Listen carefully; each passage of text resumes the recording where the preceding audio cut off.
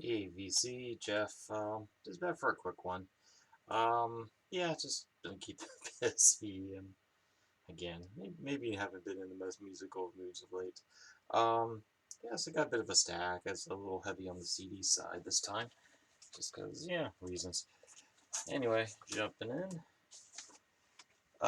Yeah, took a little trip down to the vacation home, family vacation home. So did a little digging, but a lot of the record stores, little honey holes are all gone. So, oh well, but yeah, I got a few really good ones, but yeah, nothing terribly special. Got a decently clean, not terribly expensive. Dylan's Greatest Hits, great album, pretty clean. I need to clean up the vinyl a little bit because it's still crackly, but I think just a wet clean will take care of that. Probably VG Plus all around, but yeah, just more of a nostalgia trip than anything. Cause I just don't have any early Dylan on, like the don't have that 60s era Dylan, so it takes care of that. And that's one of those ones I remember my parents playing a lot when I was growing up. This one, I think it's a Japanese pressing. No, this might be a. Okay, no, maybe not. Okay, I thought it was Japanese, but yeah, I bought it in Japan anyway. It's pretty clean. Lou Donaldson Blues Walk. Yeah, it does seem to be a U.S. repress actually, but yeah, purchased it in Japan. Um, yeah, excellent. This one, yeah, I'd probably give it I don't know, 4.5 or a 5, but pretty solid on the yeah, it's Blue Note. You know what it sounds like, piano, whatever, good stuff. So it's got Lou Donaldson, well, or it's not piano anyway. Oh, God, yeah, well, it does have piano actually. Lou Donaldson on sax, Herman Foster on piano, Peck Morrison on bass, Dave Bailey on drums, Ray Barretto on congas. There you go. And moving on. Um, now I've shown that one before, but here's another one I've shown. Excellent, excellent. Would love to have gotten this on CD, but just like you have to import it from Japan, it just ends up costing a fortune. Got this repress. I think they do like 100 or something, 150. Somewhere in Europe, I don't know, but it was under like it was like 10, 15 bucks shipped, so that was the cheaper version. um, Aphids, 498. So they basically have like two major albums. Mostly CDs out there. Excellent, excellent. Anarcho punk, Japanese. Yeah, I'd say 4.5. Doesn't really stretch, but yeah, they're a really good live band if you ever get the chance. But I don't think they ever leave Japan. But awesome, awesome band. Aphids, killer drummer, female lead, female drummer, female vocals, anarcho punk. Japanese. Most of the Japanese lyrics. Pretty damn good though. Yeah, I've been trying to get this on vinyl for ages. I like a dumbass. I found it in Japan and on vinyl. Should have bought it that day, but yeah, I don't know. I think I'd blown my budget at that point. Um, magazine, correct use of soap. I think because of the VC, the prices have been going through the roof. This used to be like $1 a dollar LP all day long. Not anymore. Um, but yeah, this is I want to. It's probably like a '90s reissue. I'm not sure exactly when this came out, but sounds pretty good. Oh yeah, that's something. It's in the background. Maybe you can see it around there. Yeah. So I picked up Liquid Spark headphone amp. Worth worth picking up actually. I was surprised it does make a big difference to use headphones. So, well, not big difference, but it is noticeable. It's a lot more. It's fuller sound, more bass, more detail. So headphone headphone amps do make a difference. So that one's the Liquid Spark on mono. Is it mono price or whatever? Um, so Alex was it Cavalli designed it. Um, so yeah, for now that's good enough. I might consider getting a slightly better one with tube amps. But yeah. So magazine's third album anyway. Howard Devoto post Buzzcocks. Get a little dancier, a little more mainstream on this compared to the first two albums, but still a really good album. First three albums, like, yeah, can't miss. This one's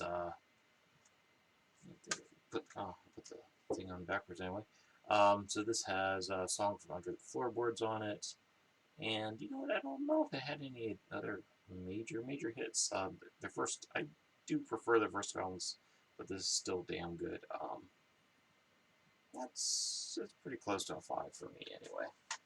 Not for everyone. Like, it's definitely the little dancier part of post punk, bordering on that new wave. A bit darker though. But that one, like I said, yeah, that one maybe not as dark as their first two albums. Yeah, there we go. Pussy Galore, Historia della Musica Rock. So it's like a spoof of a best of album. I don't know. I forget whose album they were spoofing, but it is definitely they were copying somebody's album cover. I don't know. It's one of those albums I'll never buy. Anyway, somebody knows. Anyway, pretty solid. So, little easier to listen to Pussy Galore than some of their noisier endeavors. But yeah. So it's most people. Yeah, John Spencer's Blues Explosion, I think, is a little better known. So this is before Blues Explosion. So that kind of revival garage punk stuff. Pretty solid. Not my favorite of from Pussy Galore, but yeah, pretty damn good. Yeah, if you see it on the cheap, whatever, you can get this on LP about as easily as CD. This one was Sean. Yeah, Sean said that one. So I believe that looks like somebody's lip and teeth. It's kind of a funky cover there. But Skullflower, Flower, Kino 2. So it's so not pure noise, but yeah, it's a noise. Yeah, their noise, a little bit of psychedelia on there, I guess. Excellent album. I'd agree with Sean. This is a 5. Sean had 3 copies somehow. But so thank you, Sean, for an excellent one. That was on my buy list, so you actually saved me the trouble. Much appreciated. Here, this was another pickup of mine. Ornette Coleman, The Complete Science Fiction Sessions. What I thought it had a whole second CD of unreleased stuff, but what I didn't realize is the second CD was mostly Broken Shadows. So it's basically science fiction plus Broken Shadows, and I think they had like 2 or 3 outtakes on there. So you're still getting some original stuff. If I were to do it again, maybe I would buy it on vinyl. I don't know, but yeah, both albums excellent. Great album. I'm becoming a big Ornette Coleman fan the more I listen to. Always liked him, but the more I listen to him, I'm getting more deep into this. It gets a 5, definitely for me, but definitely not for everyone. Yeah, so this is another thrift pickup. So found that on CD, whatever. Never owned it until recently. So Melancholy and the Infinite Sadness by Smashing Pumpkins. It's good. Is it as good as all the hype? I would personally say not, but I'll keep it. It's got some good ones. It's one of those things like basically stuffed 2 full CDs in here. He probably could have been 1 CD. But this is one that had like Zero and Bullet with Butterfly Wings and 1979. Had quite a few hits on it, but it probably would have been a lot better as a single CD in my opinion. But it's pretty solid. Is it worth paying $100 for the vinyl? Not remotely for me, but it's a solid 4. I'd give it. Find it a little tedious at times to listen to the entire thing at once, but it's good. Yep. So then there's another one that Sean gave me. Injury Reserve, self-titled, hip hop. Sean said it was a 5. I'm going to disagree with you. Drop it down to a 4 because I really hate auto-tune, Sean. And I found it a little derivative. It reminds me a lot of Jurassic 5. So this is a 4, this is a 5. So this is Cut Chemist era, Jurassic 5, Quality Control. I want to say this is their first album, I want to say. Um, yeah, so their best stuff is definitely with Cut Chemist, who, he did a lot of collabs with DJ Shadow too, but, um, you know, just kind of that positive hip hop.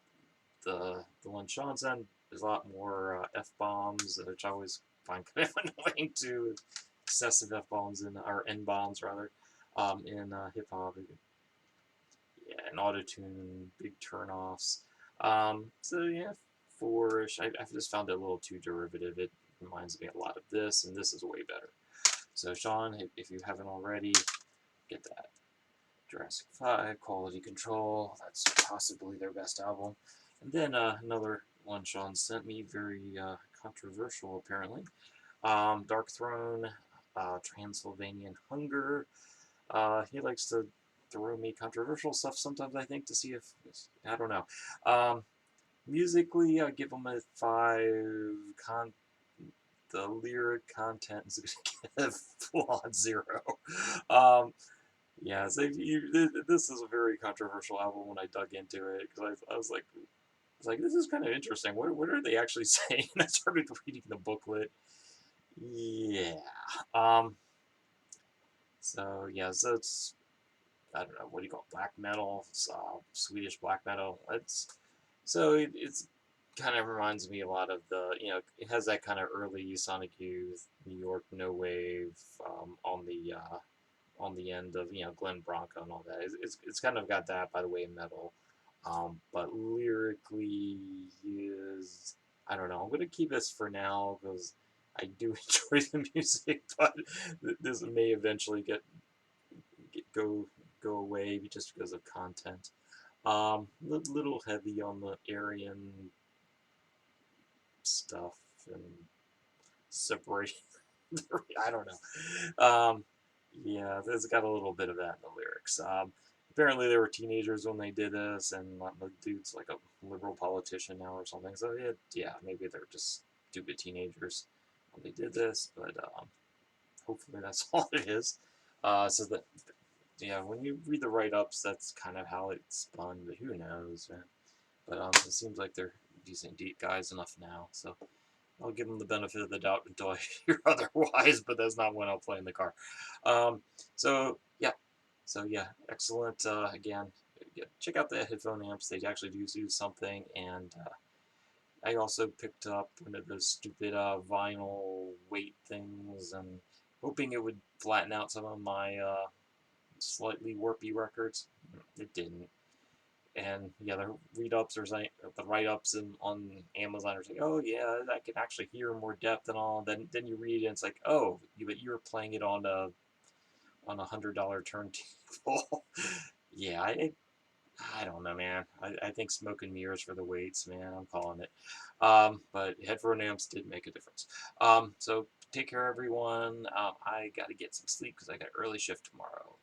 But yeah, I just figured I'd be up late anyway, so I'll just shoot this, get out of the way. Yeah, and I'm planning on taking another little vacation trip, just a little R&R for my next doctor's appointment. Yay. Catch y'all later. Bye.